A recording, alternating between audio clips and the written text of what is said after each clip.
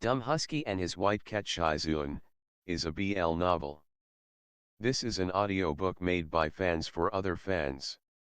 Disclaimer: descriptive violence and triggers for sensitive content. If you don't like it, don't listen. Thank you.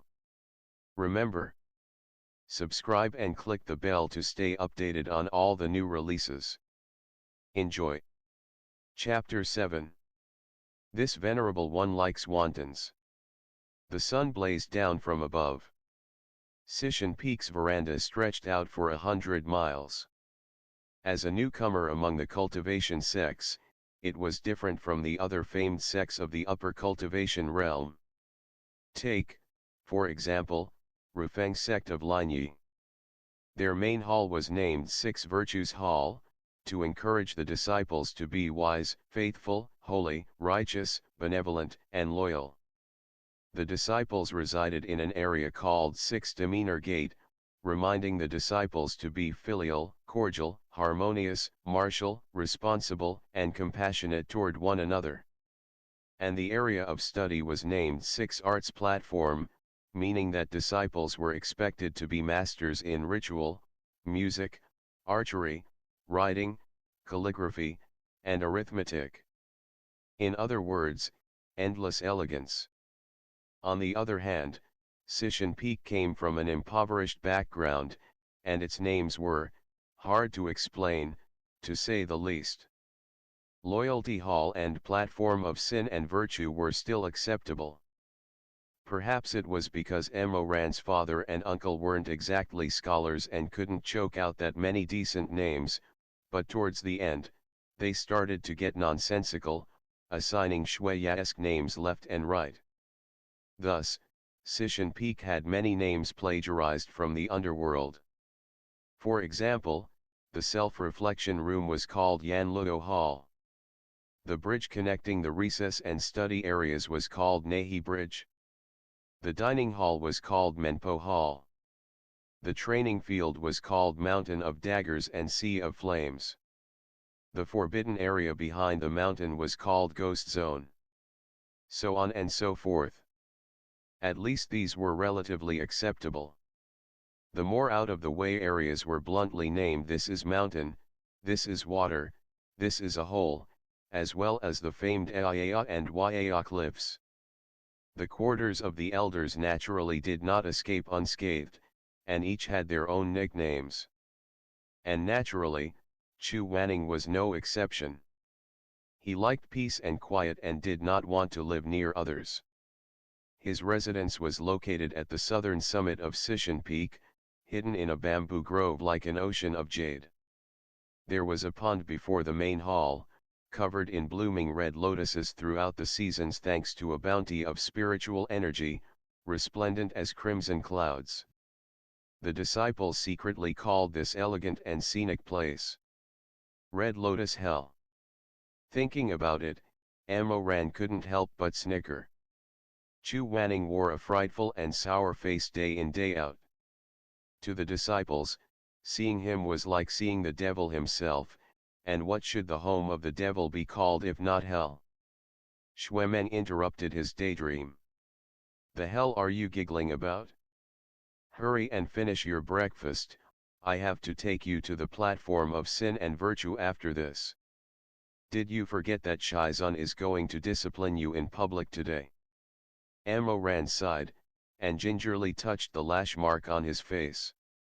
Serves you right. Sigh, I wonder if Tianwen has been fixed yet. Please don't interrogate me with it again, if not, who knows what other nonsense I might spout. Faced with Moran's genuine worries, Ch07's face flushed with anger. He threatened. If you dare to be improper towards Shizun in public, I'll rip your tongue out. Moran covered his face with one hand and waved the other as he croaked faintly, no need, no need, if Shizun ties me up with that willow vine again, I will just end myself on the spot to prove my innocence. Early in the morning, Moran was brought onto the platform of sin and virtue in accordance with customs. He cast his gaze out. Below, a sea of people stood, dressed in dark blue as far as the eye could see. The disciples of Shizun Peak were all dressed in the sect uniform, light armor so blue as to be nearly black, lion head belt, wrist guard, and clothing trimmed in sparkling silver. The sun rose from the east, below the platform of sin and virtue, a sea of gleaming armor. Amoran knelt on the high platform, listening to the Ch07 elder read the lengthy indictment. Amowiu, disciple of Yuheng elder, disregarded commandments and ignored teachings, disrespected sect rules and abandoned morality. You have violated the 4th, 9th, and 15th mandates. As punishment, you will receive 80 strikes, copy the sect rules 100 times, and reflect in confinement for 1 month. Amowiu, have you anything to say in your defense? Amoran glanced at the white silhouette in the distance. That elder was the only person in the entirety of Shizun Peak who was not required to wear the standard silver-trimmed blue uniform. Chu Wanning dressed in snow-white satin, with an outer drape of cloud-patterned silver silk, as if swathed in clear frost from the highest of the heavens, but the person himself seemed more frigid than even snow and frost. He sat calmly, too far away for Amoran to see his expression, but Amoran knew, without needing to see, that this person was probably entirely unperturbed. Inhaling deeply, Amoran replied, I have nothing to say in my defense. Next, in accordance with custom, Ch07 elder asked the disciples gathered below, if anyone disagrees with the judgment, or has any other appeals, you may now speak. The disciples fidgeted, glancing at one another. No one had thought that Yuheng elder Chu Wanning would actually send his own disciple to the platform of sin and virtue to be punished in public. This, to put it politely, was strict and impartial, but to put it frankly, was called being a cold-blooded demon. Cold-blooded demon Chu Wanning wore an air of indifference, sitting in his seat with his chin propped up. Suddenly, someone shouted, using an amplification technique, Yuheng elder, this disciple would like to plead for leniency on behalf of Moshidi. Is that so? Amoran was the Peak Lord's nephew. The disciple clearly thought that, even if he blundered, his prospects were still bright and promising, and so he decided to seize the opportunity to win favor with Amoran. He started to babble nonsense. Although Moshidi had erred, he is cordial with his fellow disciples and compassionate to the small and weak in his daily conduct. Will elder please grant leniency in view of his kind nature? He was not the only one hoping to curry favor with Moshidi. More and more people began to speak on Amoran's behalf, on grounds fantastic and varied. Even Amoran himself was embarrassed listening to them. When had he ever been pure and innocent, broad-minded, and open? Was this assembly for punishment or commendation? Yuheng elder, Moshidi once helped me defeat demons and slay vicious beasts. I would like to request recognition for Moshidi's merits, merits undoing demerits, requesting elder to lessen the punishment. Yuheng elder, when I experienced chi deviation, it was Moshidi who helped me dispel my inner demons. I believe Moshidi only erred due to a brief lapse in judgment, requesting elder to lighten Chidi's punishment. Yuheng elder, Moshidi once bestowed me an elixir to save my mother. He is virtuous and benevolent by nature. Elder, please be lenient. The final person's pretext had been taken by the person before him, and he was left at a loss for words. Chu Wanning's frosty gaze swept toward him, and he rambled out in a panic. Yuheng elder, Moshidi once helped me dual cultivate. Someone failed to hold in their laughter. That disciple blushed up to his ears, and withdrew in embarrassment. Yuheng, calm down, Ch07 elder, seeing this turn of events, hurriedly tried to soothe him. Chu Wanning spoke coldly, I have never seen a person this shameless. What is his name? Whose disciple? Zhou hesitated slightly, then forced himself to quietly respond, my disciple, Yao Lian. Chu Wanning raised his eyebrows, your disciple? Save face. This was acutely awkward for Zhou elder, whose old face was bright red as he tried to change the topic. His singing voice is not bad, useful to keep around when receiving offerings. Chu Wanning turned away, not wanting to waste any more breath with this shameless Zhou elder. There were thousands of people in Sishan Peak. A couple of sycophants here and there was nothing out of the ordinary. Looking at the persistent conviction of his sect brothers, even Mo Ran himself almost began to believe them. Impressive, impressive. As it turns out, he wasn't the only one in the sect adept at spewing lies in broad daylight. This place was full of talented people. After countless pleas of Yu Hang elder, please be merciful, Chu Wanning finally spoke. Pleading on behalf of Mo Weiyu. He paused before continuing. Very well. Come up. Unsure what to expect, those people went up with fear and trepidation. A golden light flashed in Chu Wanning's hand, and Tianwen appeared as commanded, wrapping the people, more than a dozen of them, into a bundle with a whoosh, binding them firmly in place. Not this again. Mo Ran was about to lose all hope. The mere sight of Tianwen made his legs go soft. Where the hell had Chu Wanning even attained such a deviant weapon from? It was a good thing he'd never taken a wife in the previous lifetime. Pity the woman who'd get stuck with him. If she didn't get whipped to death, she'd probably be interrogated to death. Chu Wanning's gaze was full of scorn. He asked one from the group, Mo Ran helped you defeat demons. The disciple had no chance against Tianwen's torment, and howled immediately, no. No. Asking another one, Mo Ran helped you break out of a chi deviation. Never. Never. Mo Ran gifted you an elixir. Help.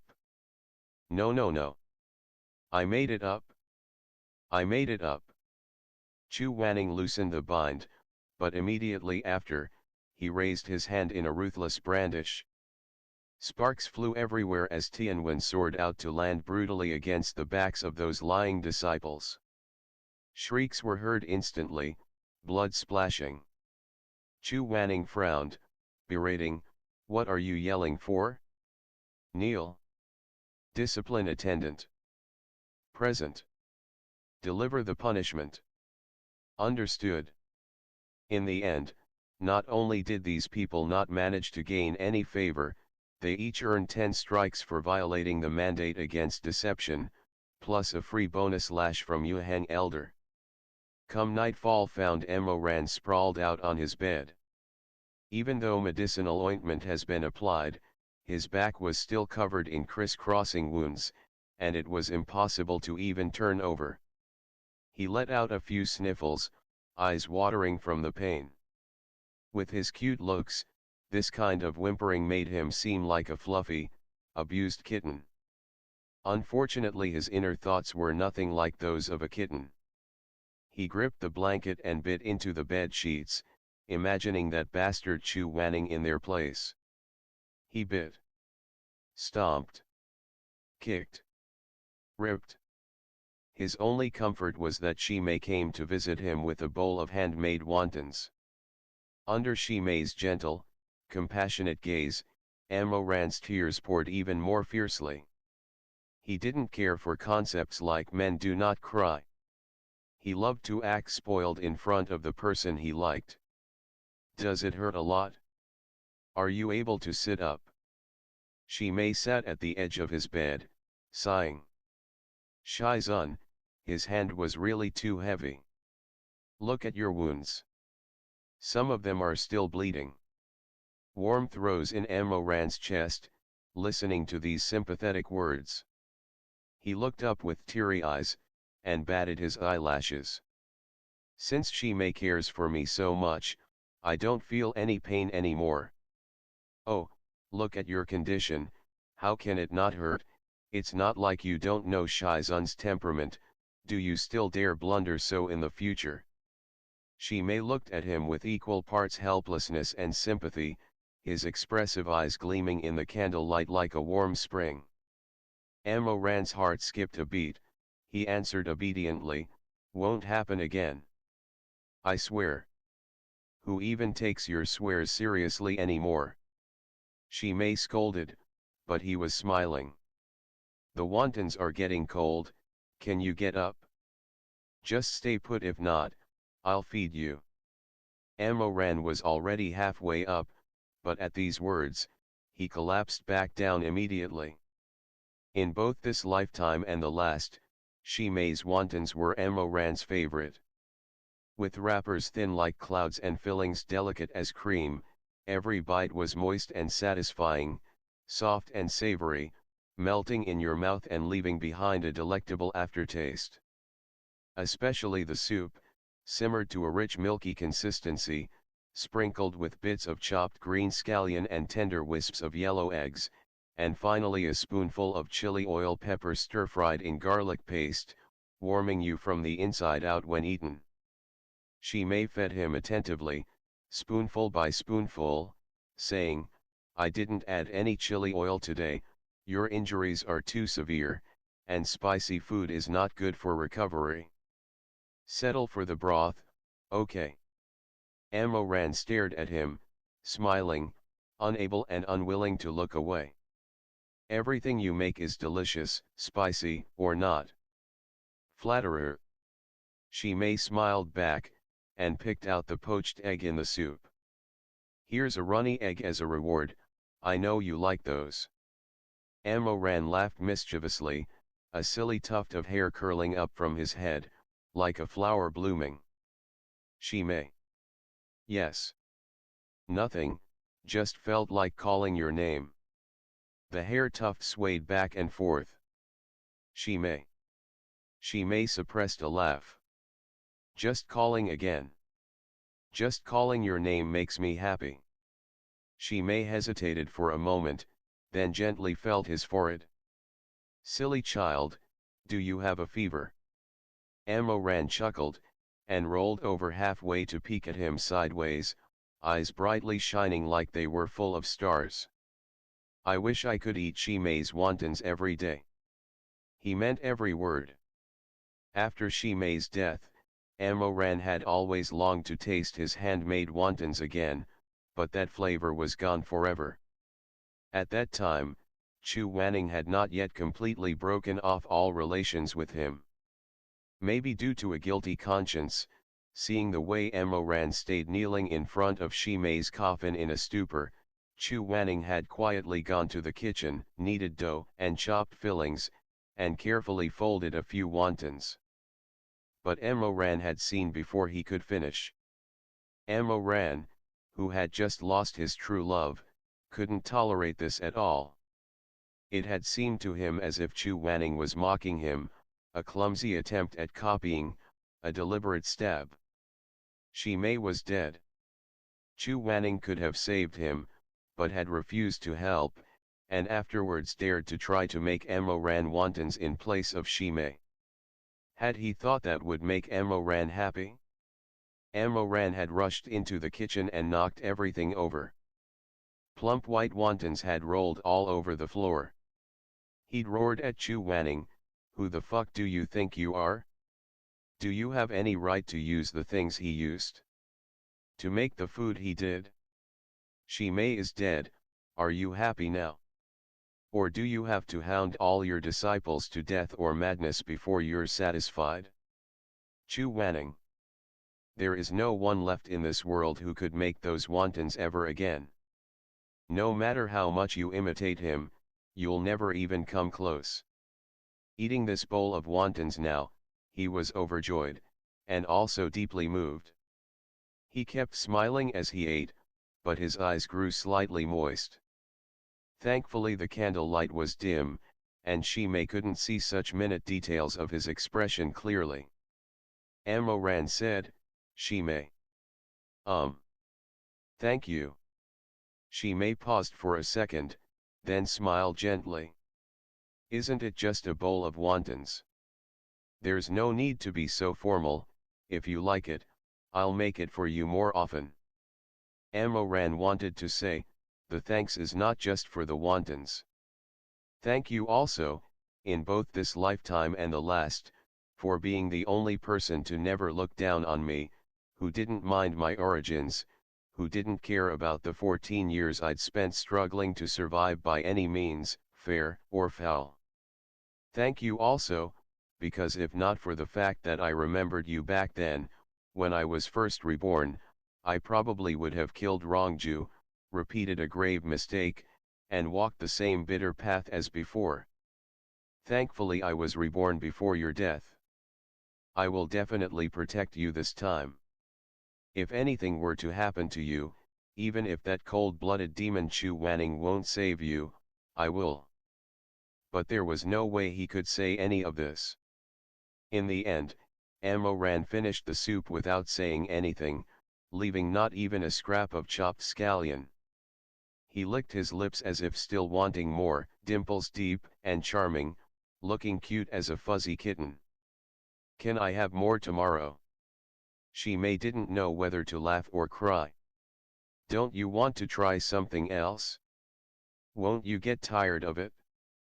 I'll never get tired of your wontons, as long as you don't get tired of me. Shimei laughed, shaking his head. I'm not sure how much flour is left. If there isn't enough flour for wontons, how about egg in sweet soup instead? I remember you liked that one too. Okie dokie. As long as you make it, anything is fine. Amoran was elated, so happy he could roll around hugging the quilt. Look how kind Shimei is, Chu Wanning, go ahead and whip me. There's a beauty to take care of me if I'm laid out on the bed, he. Just thinking about that Shizun of his lit a flame of anger in the midst of his gentle sentiments.